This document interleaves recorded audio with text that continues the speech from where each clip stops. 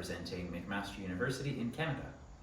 I'm Dr. Jen Gunter, and I think I'm here representing social media. All of social media. All of social media. It's wonderful to have you at the conference. Your keynote lecture was really brilliant, hit so many points very poignantly, so thank you for that. What I'm really curious about asking you, which didn't come up in the talk, is how this all got started for you. How did you become a social media guru, and did you ever imagine it would be where it is now?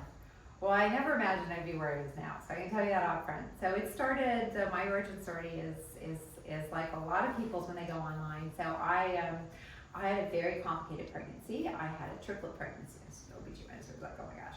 So I had a triplet pregnancy, and I ruptured my memories at 22 and a half weeks. And then I delivered my first son, who we didn't resuscitate. And then I had a cerclage, and I stayed pregnant for 3.5 more weeks until I got sepsis. And then had a C-section at 26 weeks, and my sons were 783 grams and 843 grams. And in addition to all of that, being born with sepsis and being premature and all that, one of my sons also had a complex cardiac defect. And he had a massive ASD and severe pulmonary valve stenosis, totally unrelated, just good luck. Yeah. And so I started going online, and this was in the really like nascent days of the internet, because I'm old, and but there was still information, and you know, there were all these gaps.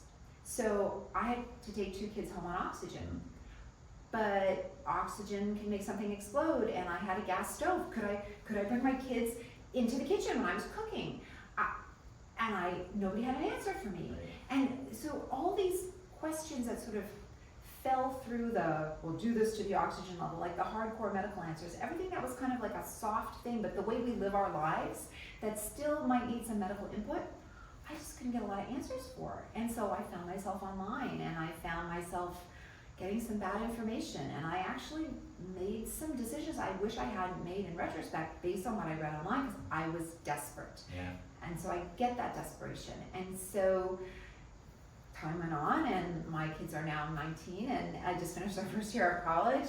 But when they got to be about 4 or 5, I just decided that I wanted to sort of give back to the prematurity community. So I wrote a book on prematurity.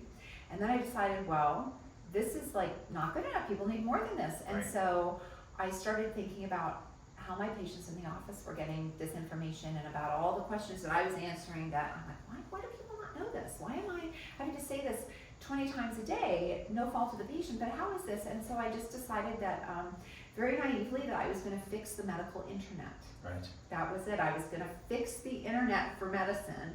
And so I just started a blog, and then I started tweeting about it, and here we are. Yeah, absolutely. I mean, in some ways, you have absolutely started to fix the medical internet. I don't think any job is ever going to be done, but you've really made such an impact on that. And as a person who is on social media myself, trying to do some of the same things that you're doing, it is an incredibly powerful way to educate people about health information in an accurate way. Right. So we have a lot of viewers in the World Endometriosis Society community who are young, who are really enthusiastic, and of course they're all living on social media already. Right. Would you recommend that they start a doctor account, that they start to put forward medical information that the community can digest, whether that's their colleagues or their patients? Do you think it's a good idea? And if so, what are some small strategies that might be able to be used to not make it, really impossible or Right. challenging? So for me, the idea of so when I first got online, this is when, medical societies thought it was unprofessional. Now they're all into social media, but it was unprofessional. It was unprofessional to use the swears. And I'm like, well, obviously I don't do that to patients. This is like outside of the office. It's like a dinner party. What's wrong with you? So, so the idea that I would have a separate account just didn't work for me and my personality. And I really thought a lot about social media being social. And, people want to know that their doctors aren't just like automatons putting out information. They want to know that you liked whatever, the Star Wars 4, but hated the first 3. I don't know. It's May the 4th, isn't it, today? So I was trying to get into Star Wars, reference.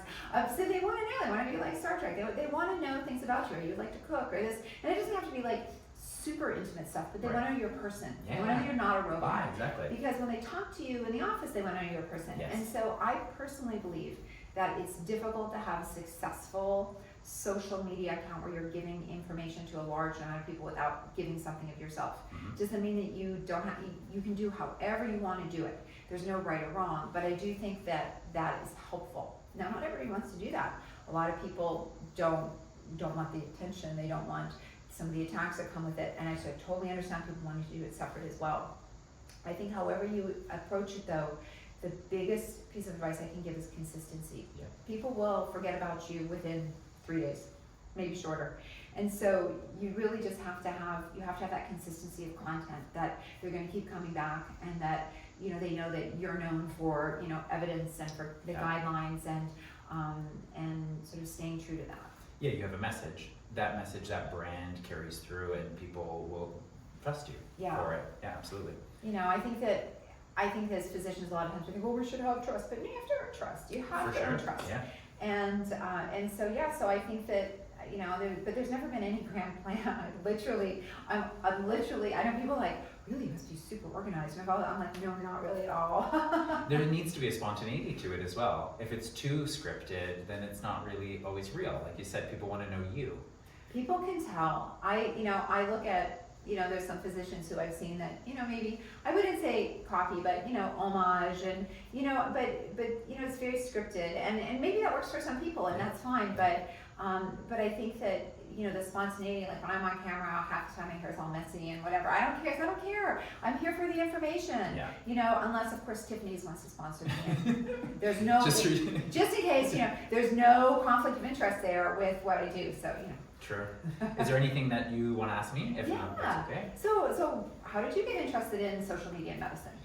Yeah, it's a little bit of a story, because it started in Sydney, and I was helping my boss at the time with an ultrasound clinic, and just kind of helping prepare some content really about ultrasound and sharing ultrasound information about endo and endometriosis.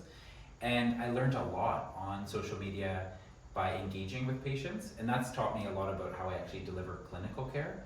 And like you said, there's that trust. So when I left Sydney and came to Canada, I realized I needed to do that because I think the patients found trust in me through knowing me before knowing me. Yeah. When they walk in the door to my clinic, they already know what I stand for. They already know some of my medical beliefs. They understand how I look after patients.